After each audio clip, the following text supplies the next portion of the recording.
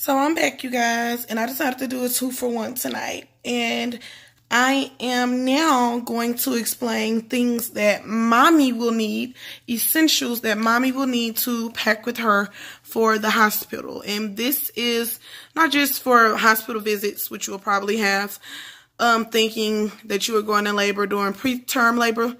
But I'm talking about when you actually are in labor and delivering baby. This is the bag that you want to pack. And you want to have this bag packed prior to going into labor. So I would say it would be safe to pack this bag a month to a month and a half before your due date. If you want to be like me, I had this bag packed 2 or 3 months prior to my due date because my child's father was a born-again father. He hadn't had a baby in 15 years. So if I was to have an early labor, he would be lost and confused. So I just had everything ready 3 months prior. But here we go with the list. You, of course, want to pack pads, which are sanitary napkins. Pack the ones that are to your liking. The hospital will have the disposable sanitary napkins for you, but I didn't like the fit of them, to be honest. I only love the cool packs, and if you've ever had a baby, you know what the cool packs are, and you probably love them or hate them. It's one of those kind of things. You want to pack panties, and you don't want to be cute or fancy when you pack panties. You want to pack granny panties. You want to pack the kinds that are going to secure you. And with that being said, you probably want to pack some Spanx. The hospital is going to supply you with some type of disposable hosiery or these really sheer kind of things that kind of are pantyhose in some sort of degree, but they are not. And they are very cheap, and they are very sheer and very thin, and they just didn't do the job for me. They might work for some, but they didn't do the job for me. You, of course, want to pack socks. Now, I wanted to wear my own personal socks, but most hospitals prefer you bring non-slip socks. You can bring your own socks, but if your nurse is extra like how mine was, she kept saying, "No, mommy, I need you to put on non-slip socks," even after all medication had wore off. She wanted me to have on those non-slip socks. Okay, another thing that you're going to want to pack is wet wipes. Now, they will supply you with a little bottle that you can use to spray the area. I'm guessing if you need wet wipes, they do have them there, but I wanted to pack my own, so I packed my own wet wipes. Of course, you're going to need towels. They supply towels. They do supply towels, but I just feel like their towels are really thin, so I didn't take anything but one face towel and one of my own dry-off towels. A lot of things that people don't like to think about is their essentials when it comes to hair.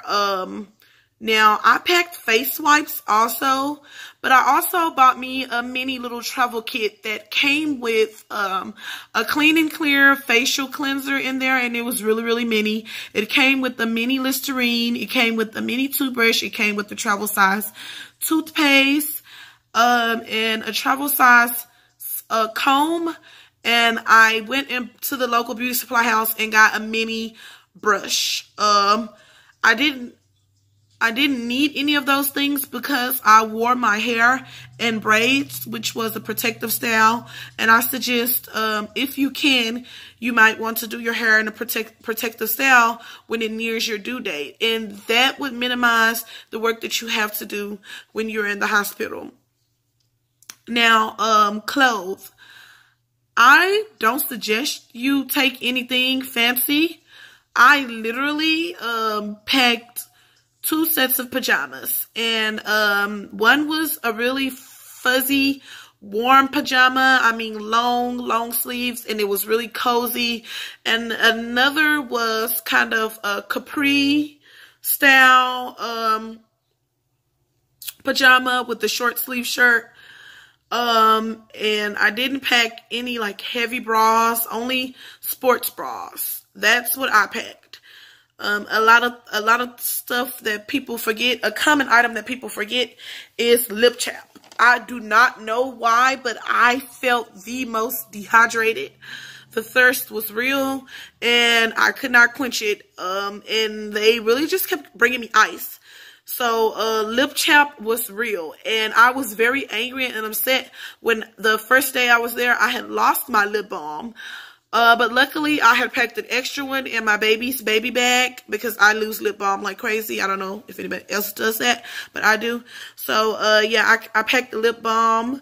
One thing that I didn't take and I wish I did take was a blanket, my own personal blanket.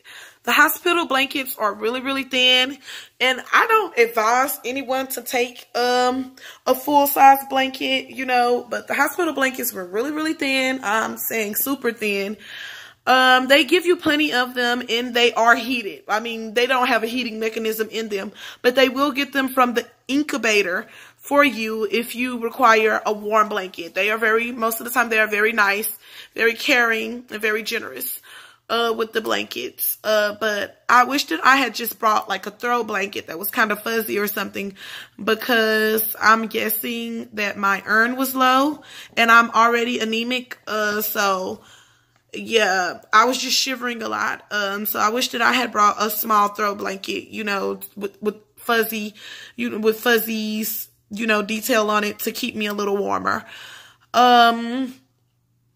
You could probably take a heating pad if you're one of those people who cramp up really bad, you know.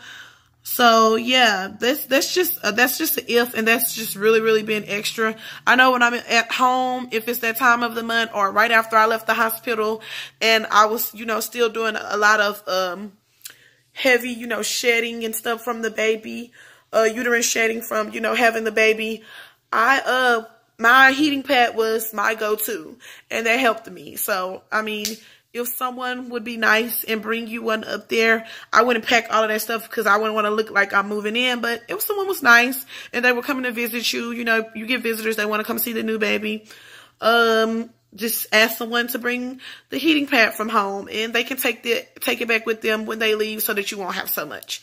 Yeah, so that's just the essentials, and I'll list those again in the description bar.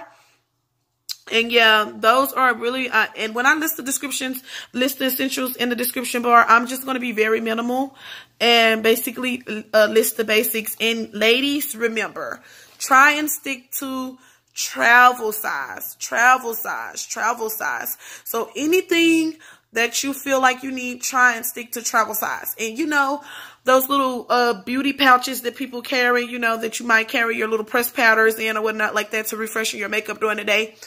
Try and make sure that your little toothbrush, your facial cleanser, your little small thing of body lotion, your little tiny travel size thing of body wash, and your comb, try and see if they can all fit in there. And if they can't fit in there, you're probably overpacking. All right, you ladies and gentlemen that are watching, you guys have a good night. Thank you once again, and sorry, I'm out.